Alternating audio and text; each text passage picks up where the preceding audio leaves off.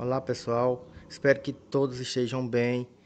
E nessa semana que se inicia dos estudos domiciliares, eu resolvi gravar uma videoaula recapitulando o que eu pedi da aula passada sobre o capítulo 19 de Filosofia Política Antiga e Medieval. Então, eu resolvi montar um mapa de conceitos explicando sobre o tema política antiga e medieval, certo?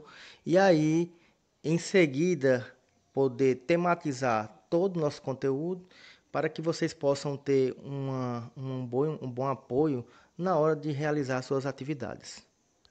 Então, retornando à nossa temática do capítulo anterior, do capítulo 17, é importante a gente ressaltar a ideia de construção de democracia, certo? Então, essa ideia de construção de democracia está ligada muito à concepção de conquista de poderes, como esses poderes são aderidos na nossa política. E aí a gente vai compreender o que é democracia a partir do momento que a gente vai tematizar essa política medieval, que é uma continuidade sobre a origem política na história dentro da concepção filosófica. Então, na aula de hoje, a gente vai refletir sobre política como teoria. Então, o que seria essa política como teoria? O mapa temático que eu fiz para vocês ter uma melhor visão sobre o que é política dentro do âmbito da política antiga e medieval. Então, vamos lá, né? Traçar os nortes sobre o que é política como teoria. Podemos observar nesse mapa que eu transcrevi para vocês que a democracia ela nasceu na Grécia, especificamente na cidade de Atenas, e aí os gregos eles foram os primeiros filósofos que começaram a refletir sobre a política. Então, dentro dessa reflexão sobre a política, nós vamos perceber algumas concepções de teorias que estão ligadas à política. Então, os gregos eles começaram a ligar essas ideias a leis racionais para proteção das cidades.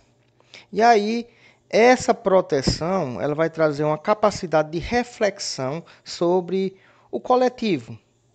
O que é que esse coletivo vai buscar?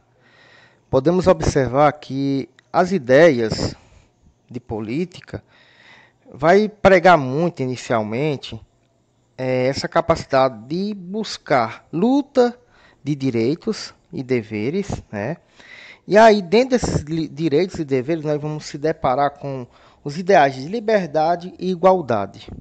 Então, os gregos eles vão ser os pioneiros a pensar nessa ideia de liberdade, de igualdade. Então, dentro dessa concepção de liberdade e igualdade, a democracia ela nasce na Grécia, especificamente na cidade de Atenas. E aí, Atenas vai destacar-se como esse berço de cultura dentro da concepção política. Então nós vamos começar a observar a construção de templos que vão privilegiar essa capacidade dos grandes teóricos e filósofos políticos. E esses templos, pessoal, eles vão ganhar destaque dentro dessa concepção nova do que é a política. E aí nós vamos começar a destacar a polis grega em Atenas, de uma forma especial, como Acrópole, que constituía a parte elevada que servia de ponto de defesa da cidade. Esse local era um local privilegiado para a construção do templo. Então, esse templo, na agora praça central destinada a trocas comerciais dos cidadãos, reunia-se para debater assuntos da cidade e resolver problemas legais.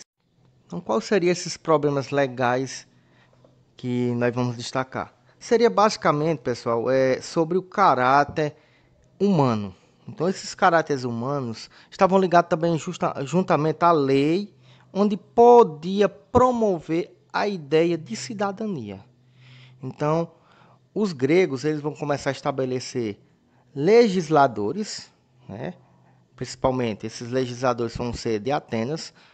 Então, esses atenienses que vão ganhar destaque como legisladores são Drácon, Solon e Clístenes. Então, o caráter humano ele vai ser mais importante do que o caráter divino. Então, como nós podemos observar lá nos primórdios do surgimento da filosofia e da ideia da racionalidade humana lá na Grécia, tudo se justificava através do uso da mitologia como destaque.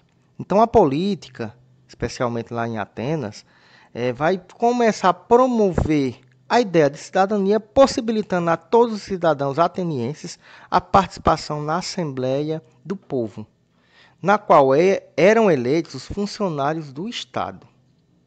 Podemos observar que o apogeu da democracia em Atenas ele vai acontecer no século V a.C., quando Péricles era governante. E aí, a partir dessa ideia de governança, de democracia, nós vamos começar a observar que os gregos eles vão dar uma importância maior à democracia.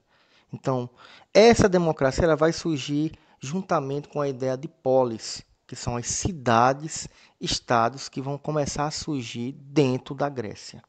Então, a política ela vai ser fundamental para essa nova organização social e de cidadania. Falar de filosofia, falar de política, vale muito ressaltar a figura de Sócrates. Então, qual é a importância de Sócrates para a política e a filosofia grega? Então, o período clássico da filosofia grega estava centralizada na imagem de Sócrates. E aí nós vamos observar que antes de Cristo, 470, 399, Sócrates ele vai começar a pregar em praças públicas, porque essas praças públicas eram os locais mais viáveis para que os filósofos pudessem inspirar nas suas retóricas para o público. Então, Sócrates, como um grande filósofo, ele inspirou muitas pessoas e aí fez também alguns discípulos. E aí a gente vai destacar Platão como um dos principais discípulos de Sócrates. Então, Platão ele vai buscar tematizar todo o conhecimento com seu mestre Sócrates e aí vai colocar em suas teorias o que seria política na sua forma de compreender a organização social política. Então, nesse capítulo, a gente vai estudar sobre o pensamento de Platão.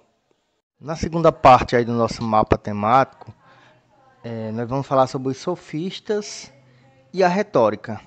Então, com a democracia, a ideia de política se estabelecendo na Grécia, nós vamos perceber que os sofistas eles vão criar um novo modelo de democracia. Esse modelo de democracia ele vai possibilitar que a justiça, dentro da concepção política, se torne algo mais justo, né?